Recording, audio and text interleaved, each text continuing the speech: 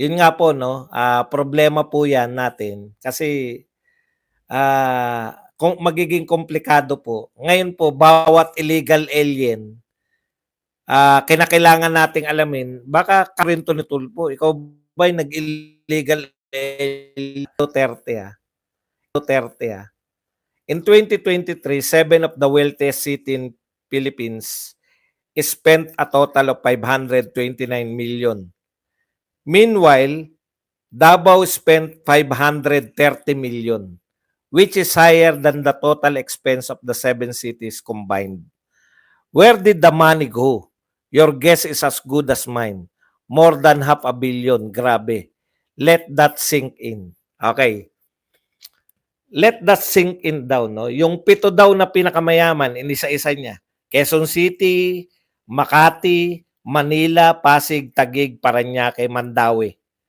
Ito raw po yung 7 sa pinakamayayamang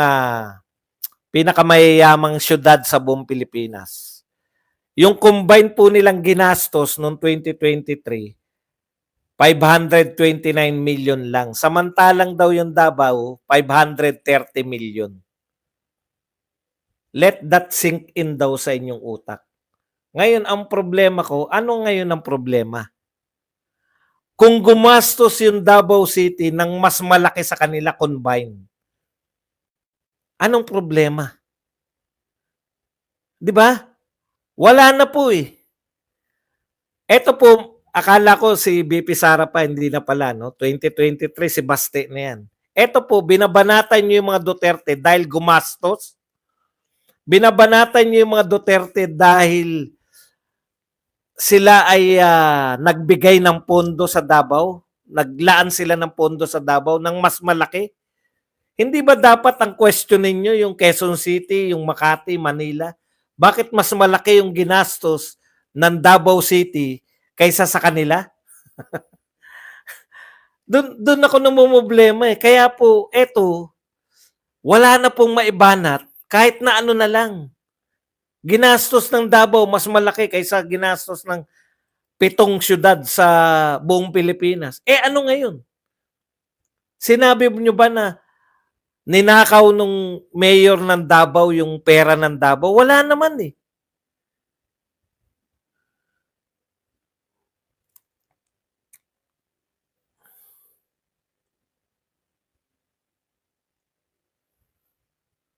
Wala naman po. Hindi po dito sa cellphone kanina. Naka-super chat ako. Wala po silang akusasyon na ninakaw ni Baste yung pera ng Davao. Ang sinasabi lang nila, mas malaki ginastos ni Baste. Hindi ba yun yung tunay na mayor? Ginagastosan mo yung syudad mo ng malaki? Kasi malaki ang kinikita ng Davao. Wala pang utang ang Davao. Masyado pong malaki ang Davao. Kung malaki po ang kinikita ng Davao City at ginagastos niya po yan sa kanyang mamamayan, ano po ang problema? Eh di questionin na rin natin yung Makati. Ang Makati po gumastos ng 240 million. Yung Quezon City, 100 million lang ang ginastos. Ibig bang sabihin may problema yung Makati kasi gumastos siya ng doble ng ginastos ng Maynila at ng Quezon City? Wala po akong makitang pagkakamali. Yun lang po, no? Hindi ko na po alam kung ano po yung pwede nilang ibato sa mga Duterte kahit na ano na lang, no? Na walang katuturan. Ito pa isa. Babaeng taga Malolos. Ito po, lagi po tong umatake sa mga Duterte. Akala ko nga talagang anti-NPA si Sara. Kung tunay si Inday, ano na ang success niya sa pakikibaka sa NPA? Bukod sa paglait at red tagging sa mga bistado na naman nating talaga. O naniniwala naman siya sa mga nire-red tag ni Inday ay talagang karapat dapat i-red tag. Kasi anti-NPA din to eh. Hindi success ang napakalaking confidential fund na ginugol ni Sapiatos. Okay. Ano daw yung nagawa ni Inday Sara laban sa NPA? kung hindi ka kung kayo po ay walang kamalay-malay, ang Davao City noon, nung unang panahon, pugad po yan. Nariyan po, may mga kuta po dyan. Yung mga taga Davao magpapatunay nito. At saka yung mga balita noon. Kaya nga si Tatay Digong, diyan ko una nakilala eh. Si Duterte, diyan ko po una nakilala dahil isa siya lagi sa mga nakikipag-negotiate diyan sa mga nabihag ng NPA. Uso po ang bihagan noon eh. Ah, 'di ba? Kung bihag ka ng NPA at sa Davao nagaganap yung paglaya ng mga bihag, si Duterte kasama ron, no? Diyan ko po una nakita si Duterte. So talagang marami po sa Davao ang insurgent, mga NPA po. Okay. Tinatanong mo ano na nagawa ni Sara Duterte? Nadeklara niya po nung siya po ang mayor ng Davao City. Insurgent free po ang Davao City. Mula po sa napakalakas ng puwersa dyan ng NPA, naging insurgent free ang Davao City. Sa hindi nyo, sa walang kamalay-malay. Ito po ang lagi po nilang pinalalabas ngayon, no? Bakit daw tayo umaangal na tinanggal sa NSC si Sara Duterte samantalang daw si Leni Robredo hindi naman daw pinaaten, no? Ang isa sa mga nagsasabi niyan itong si isang nagsabi niya si Erin Tanyada. During the term of President Duterte, he prevented VP Leni from National Security Council meetings. So why is it wrong now? Why is it dirty politics? So it must have been also wrong during Duterte's term. It is the prerogative of President to invite who he wants to the NSC. Yan. Ang mali ni Erin Tanyada yan. Gumawa ng executive order, no? Si BBM na tinatanggal niya yung former presidents at saka ang vice president. Wala pa po yan na gumagawa na presidente. Lagi pong kasama. O si Leni, kaya ka hindi pinapasama, wala ka namang gagawin eh. Incompetent si Leni.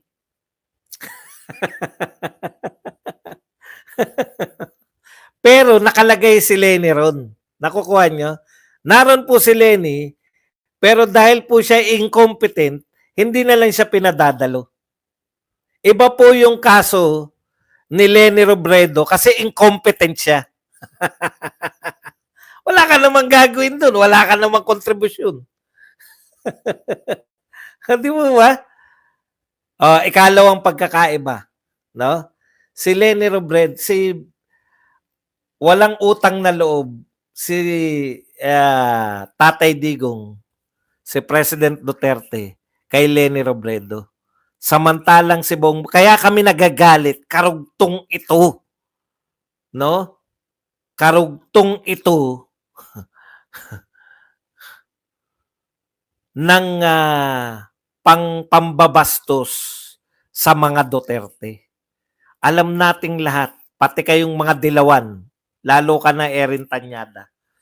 Alam ninyo lahat na si Sara Duterte ang dahilan kung bakit nanalo si Bongbong Marcos.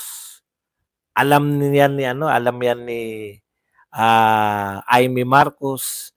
Alam niya, ang di lang po nakakaalam niyan yung mga BBM supporters. Pero lahat ng tao sa Pilipinas, maliban sa mga BBM supporters, alam nila na ang dahilan ng panalo ni Bongbong Marcos si Sara Duterte. Kaya kami galit na galit kasi kinakailangan mo pang idaan sa executive order. Di ba?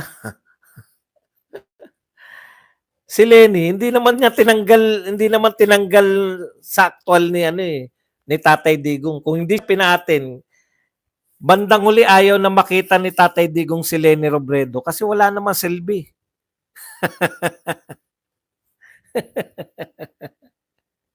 Mabubwisit lang si Tatay Digong. Malalaman pa ni Leni Robredo kung anong pinag-uusapan tapos idadaldal sa press. Iba po yung iba po yung incompetent ka kaya hindi ka pinatatawag.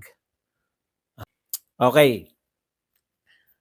Ganito po yung pinakakwento dyan, no? Di ba? Galing sila sa Afghanistan yung mga Amerikano, no? Tapos, lumalis sila biglaan sa Afghanistan nang walang pakikipagkasundo. Pag-alis po nila ng mga Amerikano, nagmamadali pong umalis. Hindi natin alam kung walang transition, no? Pinagmamalaki nga ng mga Taliban na yung kanila pong mga gamit ngayon pandigma, galing yan sa mga Amerikano. Iniwan ng mga Amerikano, bilyon-bilyon dolyar na nakagamitang pandigma na ayan po ang ginagamit ngayon ng Taliban. No? Okay, ang question dyan, anong mangyayari dun sa mga Afghanistan o Afghanistan citizen na kakampi na US? Definitely, hindi sila pwedeng manatili sa Afghanistan dahil kalaban na nila yung namumuno doon, no? So kinakailangan nilang dahil kumampi sila sa US, dapat diretso sila sa US, 'di ba? 'Yun po yung dapat mangyayari. Ngayon, dahil napakawais po ng US, no? Bago nila ipasok sa kanilang bansa, gusto muna nilang ayusin yung visa ng mga taga-Afghanistan kung sila ba ay karapat-dapat, no, na maipasok sa bansa nila. Ibig sabihin, aayusin muna yung kanilang immigrant visa bago sila papasukin sa United States of America. Okay, ngayon ang tanong, meron ba silang visa ng Pilipinas? Nung pinapasok ba natin sila, tinanggap ba natin sila at may visa sila ng Pilipinas? Kasi po, kung hindi sila taga Southeast Asia po, malaya tayo di ba? Kasunduan. Kung hindi kayo taga Southeast Asia, yung Pilipinas po, dapat nag-a-apply kayo ng visa. Nag-apply po ba sila ng visa sa Pilipinas? Bakit po natin pinapasok itong mga taong ito kahit wala pong visa? Dahil sinabi ng mga Amerikano? Minsan kahit ayaw nyo pong questionin, no? Talagang minsan dapat na nating questionin kung may sayad ba talaga tayong mga Pilipino. Hindi po tayo sakop ng mga Amerikano. Sila nga ayaw nilang tanggapin hanggat ninaayos yung papel. Bakit naman natin tinatanggap dito nang hindi pa naayos yung papel? Hindi ko makuha kung bakit po kinakailangan natin sila ditong tanggapin.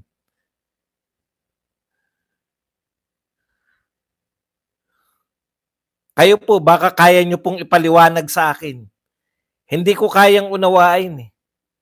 Di ba? Okay. Sila ba ay narito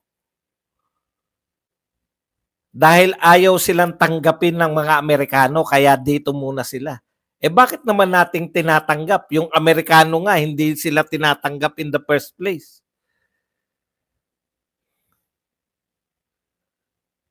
Hindi ko po maintindihan. Napakayaman ba nating bansa?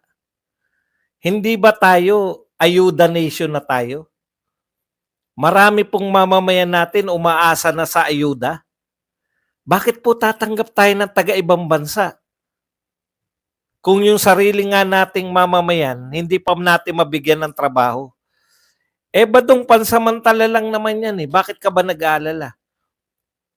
Bakit nga po kinakailangan natin tumanggap pansamantala? In the first place, kaya sila hindi tinatanggap dahil hindi maayos yung papel nila.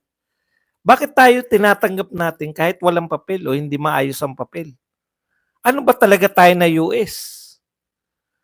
Bakit tanggap lang tayo ng tanggap? Ikalawa, tatlo po problema ko dyan Ikalawa po, Papaano kung hindi naayos yung papel? Halimbawa, sinabi ng US, reject yan sa amin. Hindi namin tatanggapin yan dahil yan taong yan ay may mga kasong etc. etc.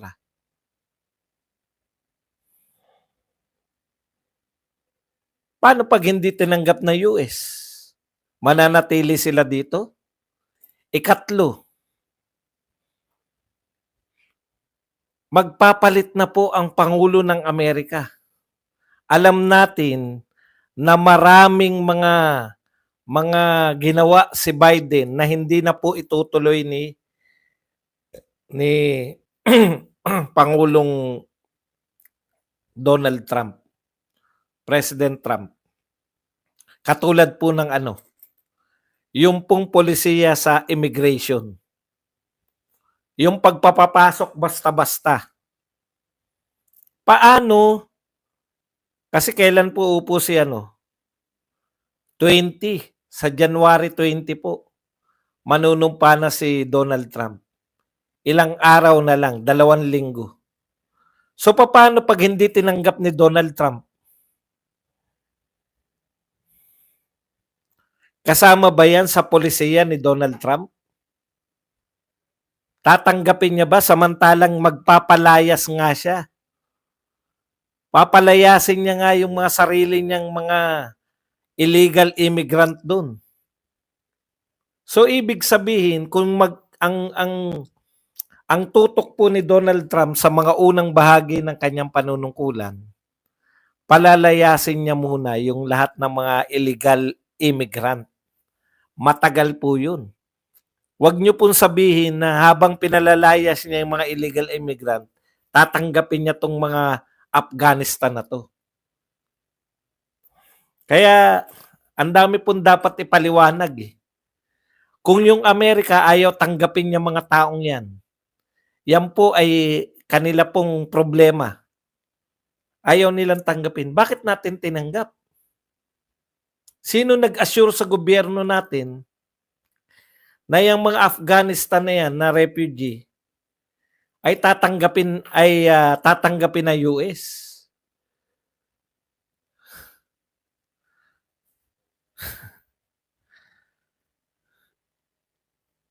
Kamot lang po ng ulo. 'Di ba? Kamot lang po ng ulo. Anong gagawin natin? Hindi ako pwedeng tumanggi.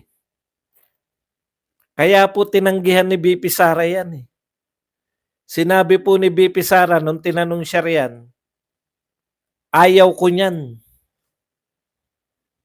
Wala tayong magagawa. Magaling masyado yung presidente natin eh.